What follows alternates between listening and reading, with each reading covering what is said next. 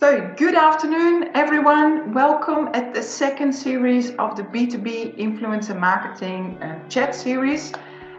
We are very happy to have you all in and to launch again another, interesting series to talk about B2B influencer marketing. My name is Mariska Kesteloo. I'm the founder of Word of Mice. And for the second series, I thought it would be interesting to have actually a new host involved, and that is Jaro. So I'll first give the word to Jaro, who will introduce himself and he will explain some technical details before we introduce our host of today. Hello, my name is Jaroslaw Marciuk. So now you may understand why Mariska calls me Jaro, because it's impossible to remember my name. I originally come from Poland, and the recent 5 years I lived in the UK, in London and Cambridge, but I moved back to Poland. And I am in our mice industry for about 20 years, working in hotels, with convention bureaus, and also events industry.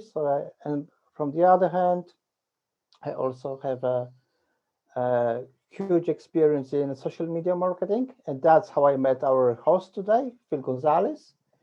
How many years do we know each other, Phil? 10 years? Yes, I think like when we started with all these Instagrammers networks project, no? Maybe yes. Well, I 9. met you on Instagram. Yes. One guy wants you on Instagram, yes, and that's all how it started. So for today, we have such a plan with Phil and Mariska. So at the beginning, we have some kind of introduction. Phil will tell us what he has in common with some interesting serious TV series. Yes, Breaking Bad. This may be a surprise for you. And after that, we will have a 20 minutes discussion. So we'll talk about the topics we had in our introduction. And after that, please share your comments, share your questions, because after our chat, we'd like to ask your questions and have an answer from Phil or from both of us. And at the end, we'll have a short summary of all today's talk. So that's all for me for now, and I'll give a voice to Mariska. Okay. Well, thank you so much for the introduction, Jaro. Nice to have you as our host of the second series of the podcast.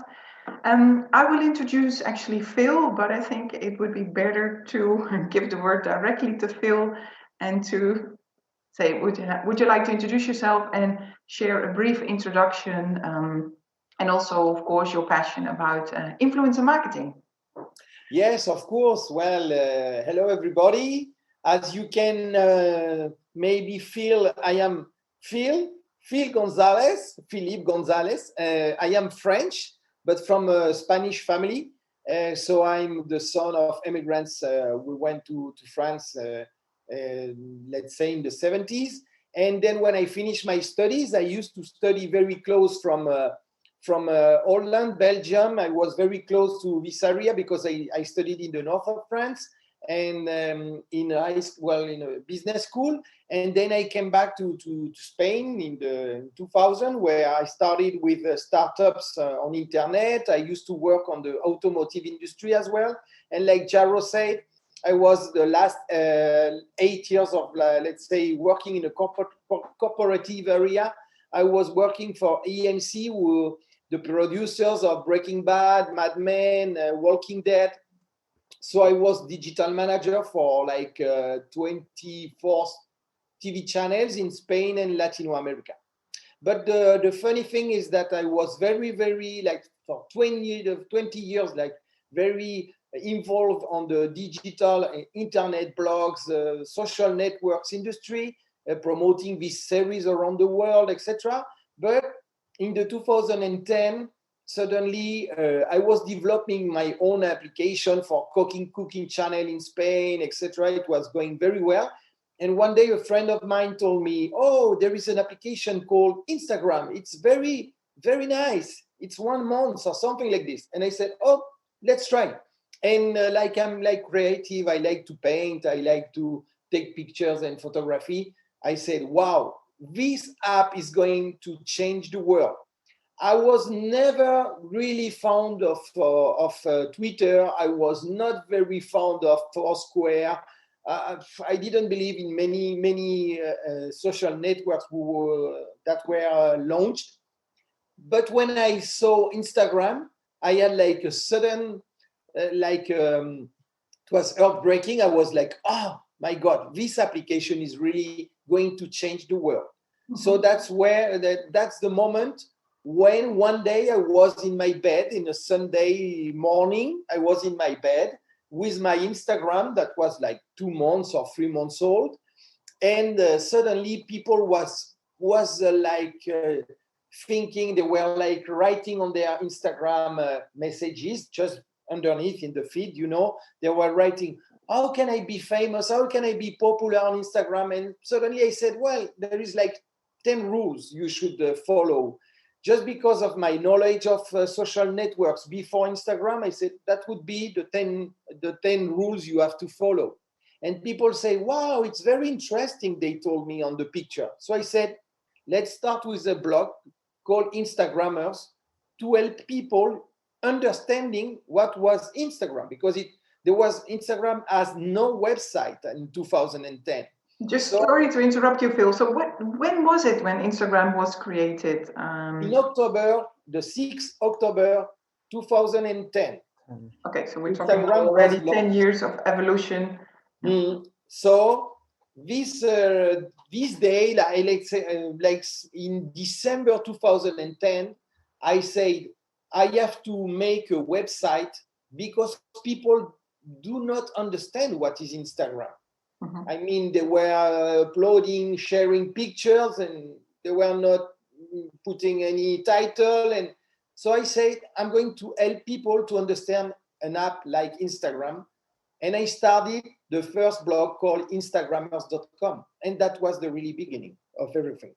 Mm-hmm. So yeah, you've been actually at the side because we talked about in a previous call, we talked also about the evolution of influencer marketing. You seem that actually evolving from, because influencer, the word is quite new, but influencers already exist from many, many years.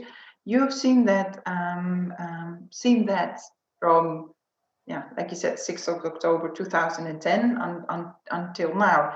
And also people addressing towards you for tips how to become an influencer. Can you just share something about that evolution of, say, in general, influencers and influencer marketing?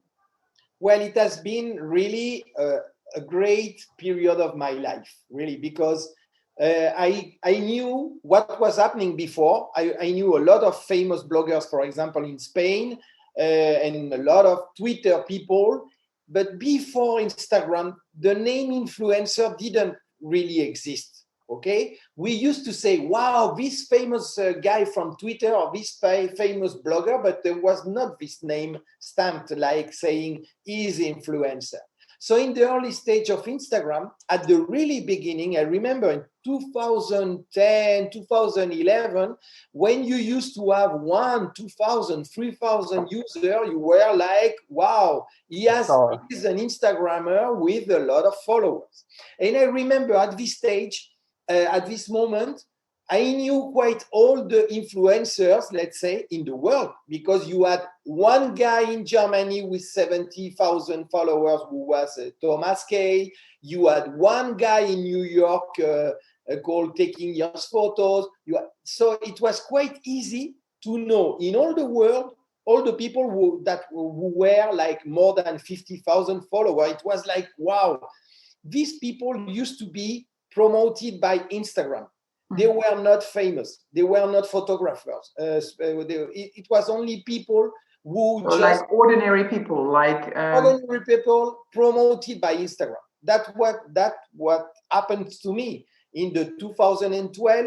I suddenly enter into the 100 people list. It was just only 100 people list suggested by Instagram. When you register it on Instagram, you used to see 100 accounts, not more. So the 100 people like me who were part of this list on Instagram worldwide, we used to have 2,000 or 3,000 people following us each single day. That was like crazy.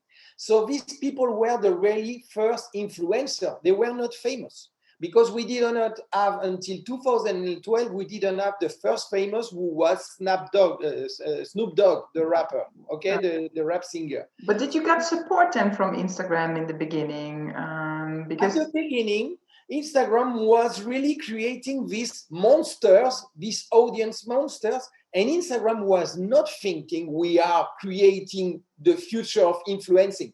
They were just creating stars, unknown people who ask like cool pictures. So suddenly these guys, these people, we suddenly had opportunities, because suddenly it was like, Phil, can you come to a party? Phil, can you come to a trip? Phil, and I had a lot of friends at this moment that who were like maybe 23, 24 years old, and they said, wow, that's an opportunity. I can maybe spend 1 year of my life traveling. So that was the first steps of influencing on Instagram. It was people who, it was more an exchange, okay? So you come to have a dinner for free, you go to an event of a big company, and from the side of the company, it was funny, because the side of the company and the agencies at this moment, the communication agencies, they had no idea at all, okay? So it was just like, oh, this... it was like in marketing, the A/B testing. Puesta la cámara ni el micrófono. It was like at the beginning of this moment, these first steps. Let's say that the agency, they just say, sometimes they call you and they say, oh, we saw you have followers on Instagram. Do you want to come to our place? Okay, so that was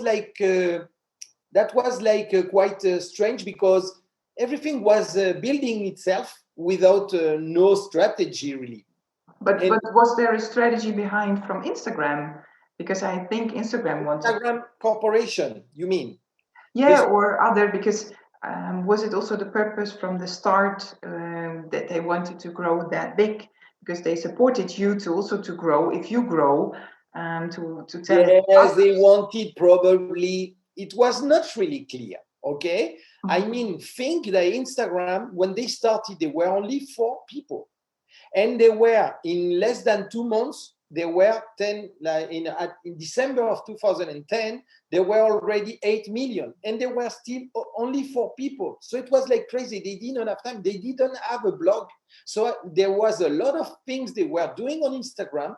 They were not really planifying. It was not planning, I want an influencer strategy. They were just flowing, you know. It was like a real startup. So they were just doing trial and error. Okay. So they said, wow, Twitter has this suggested list. So they copied Twitter. Remember that Kevin, the founder of Instagram, was a stagiaire at Twitter. So what he did was a Twitter with pictures. He replicated Twitter, but with more importance to the photography. So he said, I want a suggested list for people who is cool. But at this moment, Instagram was not thinking we are going to create the influencer of the future. Probably after, it was an incentive for the people, because they said, I want to be this guy with a lot of followers. It can be true. So I would like to be part of this suggested list, etc. But that was much more after. And now it's funny, because in 2020, what happens is that Instagram and Facebook say, how can we get money from all this monster we created? Because we don't take any commission, any money from all these people. Mm-hmm. Yeah. So that's funny that in 10 years now they created monsters that today doesn't give any money to them. So they are going to try, they are finding new ways to monetize these people. Yeah. So it's interesting how a small startup evolve by creating a community by trial and error, and then suddenly then also it got acquired by larger companies, and then suddenly then the investors' role come in, and then money or suddenly plays as a different issue. You also told me in our previous call that people who didn't realize they were an influencer suddenly discovered the potential and options of Instagram. Even people like lawyers or fishermen, you see now all sorts of, even farmers are becoming now an influencer. Can you just share a practical example from someone who really, or perhaps yourself or someone from your network, who grew their network and community because of Instagram, and perhaps now has a living or an extra income out of Instagram? Yes, well, I have plenty of example, but just to share you 2 or 3 from Spain with who I am much in contact. For example, I have a friend. She's a lawyer. She was a lawyer for a large company, like a kind of Oracle, you know. And she was doing international contracts and agreements, and she started doing food like blogger, okay? But as a blogger, she was like famous on, let's say, on internet, but with her recipes, etc. But one day she started on Instagram because I recommend her to start on Instagram, and now she's a TV chef, okay, for the most important cooking channel. They called her. She left her job like a lawyer, and she's now a cooking chef. She's very famous. She has 2,000 and something. She wrote her first book, etc. So that's a funny example. But I have a friend as well that is 70,000 followers from Catalonia, and another guy from Catalonia as well that is 150,000 followers. And these 2 guys are funny because one of them was fisherman, okay? He used to go very early in the morning to start to fish, etc. And one day started to share pictures in his Instagram. And today, so he decided to leave his profession, and now he's like photographers, etc. And the second one was policeman in Tarragona in Spain, and the same. Now this guy, he came with me to Iceland. We went to Peru together. So they have changed totally their life like this. It means they were not supposed to become, like, say, traveling all their life. So there is a kind of people I met at the really beginning of Instagram that who were like very young, like 22. They didn't really know what they were going to do with their life. And they suddenly said, well, let's take this like an opportunity for 1 or 2 years. But most of them still live with Instagram, have big Instagram incomes. Mm-hmm. So yeah, what really interesting, because we are living now in 2020, where we are, so of course, a totally different time, and the industry, the majority of the people who are listening and joining us today are from the meetings and events industry. Mm-hmm. And I think there's a lot of opportunity also for our industry to share knowledge and to share those experiences of meetings and events. Do you have any advice or anything that you would like to share, particularly for Instagram or for people who, not saying that they want to become an influencer, or but sharing their expertise, sharing their stories on Instagram? Yes, well, first of all, what I say to all the people who wants to become an influencer, I say forget it. Okay, you don't have to try to be an influencer. What you need to do on Instagram and every social networks is enjoying what you love and do what you love. Yeah. And maybe one day the luck will knock on your door. But if you wake up every morning saying, I want to become an influencer, you are going to start very, very fast, etc., doing a lot of noise, posting a lot, etc. And at 3 months after, you say, I don't have any result. 6 months after, you will leave it. Yeah, of course, because you're not passionate. Usually 99% of my friends who became influencer were not seeking to be influencer. It was just that the destiny crossed their life. They explode. They had talent, etc. So about the influencer industry, what I always say now is that sometimes we suffer a little bit of this weight of influencer, they don't have any talent, it's just luck, etc. So the first thing we have to remind to the companies is that influencing is here and it's really well-based and let's say it's here to stay. Do you we have surveys that demonstrate that more than 75% of the people believe more a friend than the advertising on TV. Yeah. So that's definitely the rule. You need to do influence marketing. There is no doubt on this one. There is a lot of corporations who took their time to start with influencing marketing. I think they lost a lot of years to start with it. So there is no doubt we need to do influencer marketing. But the big question now is with who are we working?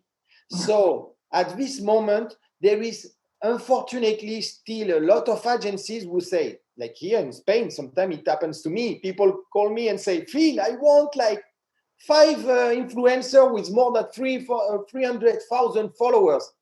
That's your brief? 300,000 followers? What do you want? It's like kilos you need? I want kilos of Instagrammers. No, what you need is saying, I want a guy specialized in technology with a high engagement that when I will do a campaign with him, I can be sure that I will have at least 200, 300 clicks, 400 clicks on something related to software or to gamers or whatever. Okay? I have a simple example about my last book. Last week, 2 big influencers talk about my books in their account. One of them is specialized in technology and he has a high engagement with his community. In one single day, I had 200 more followers, 100 visits to my Amazon website to buy the book. And it was like 200,000 followers. The same day, I had a lifestyle girl with 600 followers.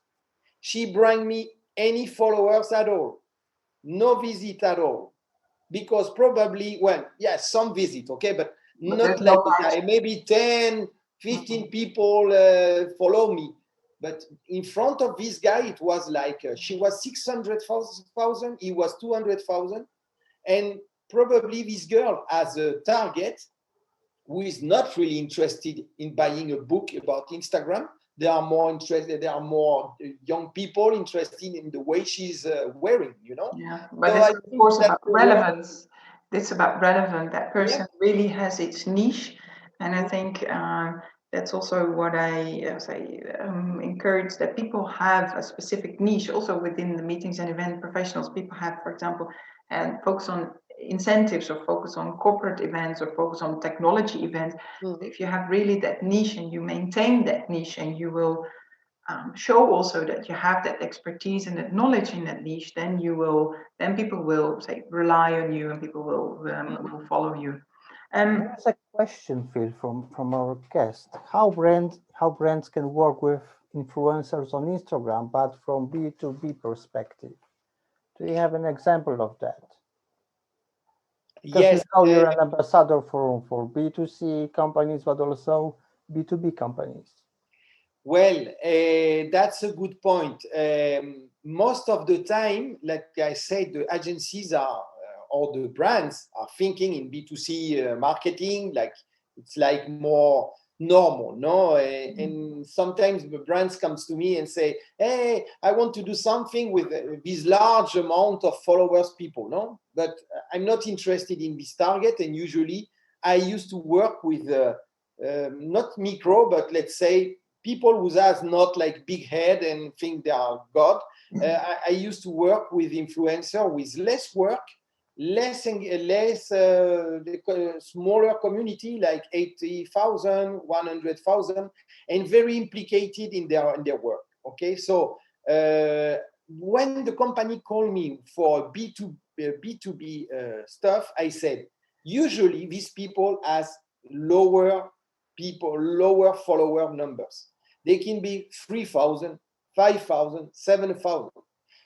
A company like this, I tell them, you will not find an influencer talking about, I don't know, the scapes of cars or stuff like this with 300,000. Maybe you can find a pilot or something like this, but mechanics, like for example, things so specialized, like it's quite complicated. But I think it's even better, because these people that has like 5,000, 7,000, 10,000, they are lower rates. These guys are very interested when people want to work with them, you know. The only problem is that it's complicated to find, okay?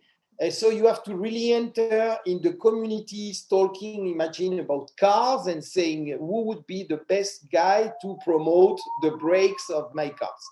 This kind of influencing marketing is not done. I didn't see a lot of B2B at the moment. Do you think there is a potential? Because as trade shows and events are not taking place, and we work in a B2B environment, I think there's a huge potential for growth. Of course. I remember I was in a congress for people for like large library in the world. Okay, they were not really B2B. It was large library and their business industry of buying books, etc. So I think there is a potential there, but the problem we have right now is that the people think influencer are the people you see in the beach with a cocktail in the hand. You know? So there's still a wrong perception about it. And that's something we will have to fight again and against, and that's the name influencer is a weight, you know. Here in Spain, a few days ago, they say, wow, a group of influencers were doing a party in Marbella with no distension, no distancing, etc. So that's the bad news we have. It's that every time you hear about influencers, it's like we look like nerds, you know, like small guys, they are not clever people, they're not smart, no? So that's something we have to fight against. And I think in the B2C industry, there is quite nothing at the moment. There is a large work to do. Well, I think Jaro already put a question in the chat. Would you like to be called influencer or content creator? But we're also fighting against, because the perception in general about influencer marketing, content creator. I also like the word industry experts, because we're approaching already the 30 minutes. I would like to go back to. I'd like to go back, but I would like to hear as a last question, from my point of view, how do you see Instagram evolving? Because like you said, it started as a small startup, then the entire evolution of communities and influencer marketing came, and you see now that influencers become really fragile, because if, for example, if Instagram closes tomorrow, closes the company, which is possible, then of course the influencers also lose their jobs and their followers and their content. So it's a really fragile structure, because Instagram is not their own, it's their own account, but not their own platform. So how do you see, and I remembered, Jaro, you also had issues around the elections with your communities. So how do you see that evolving? How do you see, or even if you have any tips for influencers, how to become less dependent on the platforms? I think that the first thing is that all influencers, we are quite aware that today our life and our professional destiny is in hands of Instagram. So every day I talk with influencers who write me and say, Phil, my reach is going down. Yes, of course. And you can be sure that in the next year, your reach is going to go down, because they are interested. They now classified us, and they say a user, content creator, and pro. And now they say these people, they earn money about Instagram, so we are going to go down. We are going to decrease their reach. So all these people will be interested in putting some advertising. So at least we will keep some, we will take some money of influencing. Okay, so that's the first step. So my recommendation to influencer is that you have to build a brand. We will not depend on Instagram anymore. It's the thing of my friend, the cook. She's now a cook. She is on TV. She has her book.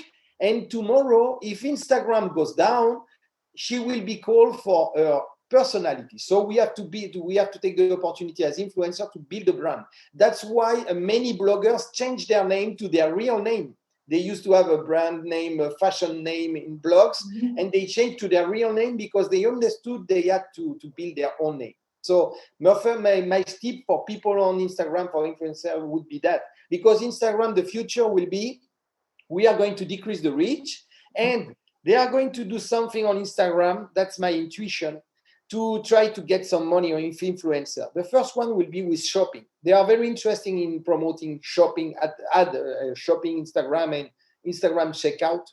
They will propose the Instagrammers, the influencers, to put these like tickets on their pictures to be like a kind of affiliation program like Amazon has. So that would be a way to say the influencer, you can earn money, so we control you. And the second one will be that they will propose to content creator to have pre-rolls on their IGTV. So what would it mean? Like the company, they will start to say, before to contract Phil, I will say, Phil, give me I will go to Instagram and say, I want pre-rolls in the channel of Phil. So Phil will have only a small rate of this 50% or 40%, but not 100% of the campaign anymore.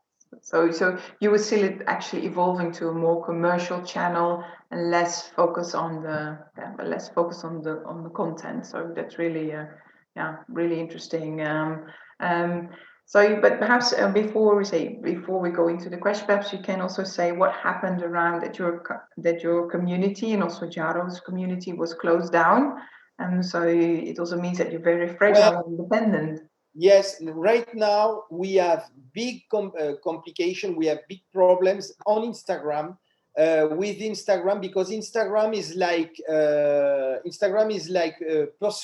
like trying to fight against bots. That's something they never solved very well, really. I think that if I worked with Instagram, I would have said you should have done it before, much before, and we didn't have this problem, okay, of bots making fake likes, ghost followers, etc. So Instagram is now very aware that a big, huge problem they have with the American Congress is that the Instagram and Facebook can have an impact on the elections and can make an impact on the fake news. So now they are fighting against, let's say, accounts that can be a network.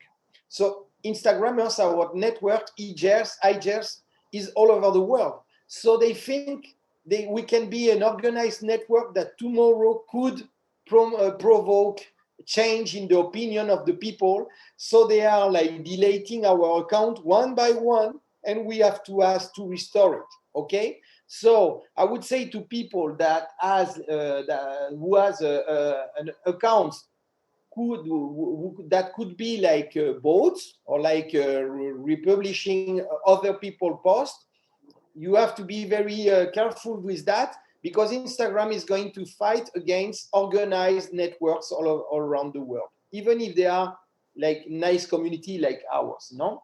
Mm-hmm. And the second one is that yesterday they changed the all the legal norms. So you have to read very, very well the last update of Instagram rules, because I think many accounts could be blocked or closed just because not following really the rules they implemented yesterday. Mm-hmm. Okay, so it's really being up to date on because they also push you and force you to be daily on Instagram, of course. Mm-hmm. So interesting developments. I'm looking virtually to Jaro. Are there any questions came up from the chat for Phil. I saw about trends. Yes, and Yes, here trends. About trends, well, I can give you the tips. I think it's quite clear with the last change of the usability of the navigation of the app these last weeks. I don't know if you saw that we have, like, right now, if you manage several different accounts, you will see probably your different accounts are not the same. Okay, they have like 3 or 4 different frames right now, and I think they are testing what is the best way. Really, this last change are making us nervous, because they put down in the bar in the down place, they put like shopping and reels. Mm-hmm. And another one is explore reels and shopping. Another one is shopping reels explore. Yeah, well, that's but let's say that shows clearly the trend. Next year, Instagram checkout, that is the big, let's say, the big game of Instagram. They will implement the big stores, big brands on Instagram, so you can pay directly from the app, Zara, H&M, Nike, etc. For the Instagram shopping, they will give more opportunity for the small shops to do their business on Instagram too, and trying to get some commissions on the payment, okay? And that would be a big stuff. And then there is the Reels IGTV, let's say, scope they have. I think Mark Zuckerberg, before the COVID, was thinking in attack YouTube through IGTV. He developed it. We had a new application of IGTV, a separated IGTV app that was prepared to receive a lot of long form videos. But what did happen? Mark Zuckerberg was about to explain to the people we could have money through the pre-rolls to all the content creators. They were preparing a strategy to say to YouTubers, come to IGTV, you will have money. But suddenly Trump say, I'm going to close TikTok in US. And suddenly Mark Zuckerberg say, stop IGTV, wait for a moment. We are not going to fight against YouTube now. We have more interest in promoting Reels, and we will try to win the party, to win the game to TikTok. But personally, so you start dancing on Reels now. But yes? Now, even if Trump is out of the thing, even if TikTok follows, even if TikTok would have problem in US, I think the people who use TikTok will not use Reels as they use TikTok, you know? Because you think it's 2 different audiences? It's not the same mood. Probably I can be a user of Instagram, but when I want to do something special, I will go to TikTok, and probably I will take this video and I will share it on Instagram, because I have my biggest audience. The biggest audience is on Instagram, so maybe I will take my video, I will do it on TikTok to try to have more success on TikTok, but I will take the video and I will go to Instagram. Mm-hmm. But really what happens with the Reels today is that the people, they don't understand. They say, Reels, it's a kind of story, but in 30 seconds, they still do not understand that. So we will have to be very, very focused on what's going to happen with Reels, what's going to happen in Instagram shopping and checkout. Okay? So here's a question. Someone asking directly, can you share your experiences as an influencer in the campaigns with destinations or hotels? We know from your profile that you're an ambassador of chain of hotels. So what's your experience as an influencer with this kind of brands? I think that travel has been the most promoted in all history thanks to Instagram. Destination. There was a lot of destination we didn't know through the leaflet, through the catalog, through even website, and the destination started to be promoted by blogs, by travel bloggers, who started to give a lot of information of places all around the world in their blog. And then a little bit Facebook. But really the explosion, the biggest, the massive promotion of destination in the world has been Instagram.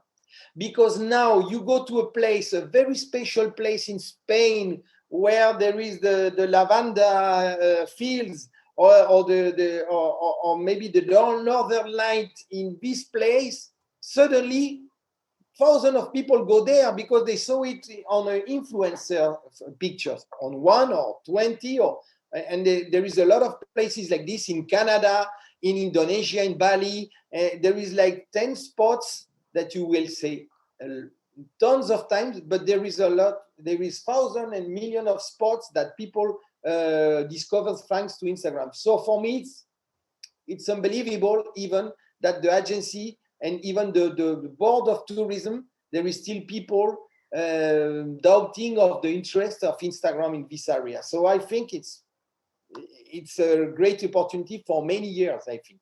Mm-hmm. Okay. Mm-hmm. And here we have one of the last questions because we are coming to an end. So there is a question that, do you think that the spotlight will be on LinkedIn instead of Instagram? You mean LinkedIn stories, perhaps? Or LinkedIn stories? Really? I'm always complaining of LinkedIn for many years because I say, my God, LinkedIn is such an opportunity. And when Microsoft bought it 3 or 4 years ago, I think they bought it. I said, Microsoft, my God, do something, because the usability is still very bad comparing to a Facebook. Okay. Yeah, but LinkedIn is not the same as Facebook. Yeah, no, but I mean in usability. Usability. Yeah, okay. In LinkedIn, sometimes someone only I like your comment. I like your comment as only 2 years ago or 3 years ago. Before you had to write to the people. If you go to the feed of the news, you have to always recommend. No. I just want to see one. All these people loved your stuff. The usability is still very far from other social networks. I don't mean the meaning of the social network. The usability is still quite bad. But they have an opportunity, I think, with direct, with live streaming, and with the story. I think it can be a blast, because like a professional, sometimes I want to explain this event. It would be better to have it, let's say, explained on LinkedIn, with the story on LinkedIn, and with the live on LinkedIn, that in Instagram. So I have a very good, let's say, feeling about LinkedIn. And what I like as well has been the last 1 or 2 years statistic they gave us now from your post. How many reach do you have on each post? I think these kind of things are very important for LinkedIn to develop their strategy. Mm-hmm. Okay. Well, I think it's interesting, because I also ask a question within the community, and I also see some feedback from people that are using LinkedIn stories, but that it's not. I think it's still evolving, and perhaps they're a bit slower than Instagram. But I think yes, there is a potential out there for LinkedIn to use the stories as optimal as it should be, but. I'm not sure. We will keep it. We will keep following the trend developments, and we will and we will see that. Final question, Phil. Is it still worth to start your Instagram? Well, now. Yes, I think so. You know, I don't. Sometimes I have to. Phil, because we have only 1 minute left. Yes. Sometimes I have to be very careful, because I am a 10 years old user. So sometimes I say, oh yes, Instagram is already past, you know, but that's not true. You have still a lot of opportunity on Instagram. You have to take them, and even you can start, but if you start on Instagram now, you have to start with a very interesting content. You have to apport a very differential value on your content, and may really create a community. And that means that Instagram is terribly time consuming. And I say to all the companies, you are not going to do an Instagram with 10 minutes a day. Forget it. Yeah, indeed. Yes, Yeah, that's true. Less than 1 minute. It's really time consuming, and I think you need to choose wisely which platform you're going to choose. So first of all, thank you so much, Phil, for your insights about Instagram, and say also to hear your vision about the future and involvement of the platform. Nobody knows what the future will bring, but let's keep in touch, and thank you so much for your time. Jaro, thank you so much for your support. So and see you on Instagram, I hope, everyone. Yes, of course, I think all the people who are joining, we're on Instagram, so you can follow us. You can follow Phil, Jaro, and of course myself on the Instagram channel. So thank you so much for joining. Thank you so much for your engagement. And see you next week, Thursday at 1 p.m. where we talk with Tim from Analytica, also more about B2B influence marketing. So see you, and thank you so much. Adios. Bye. Ciao, ciao. Ciao, ciao.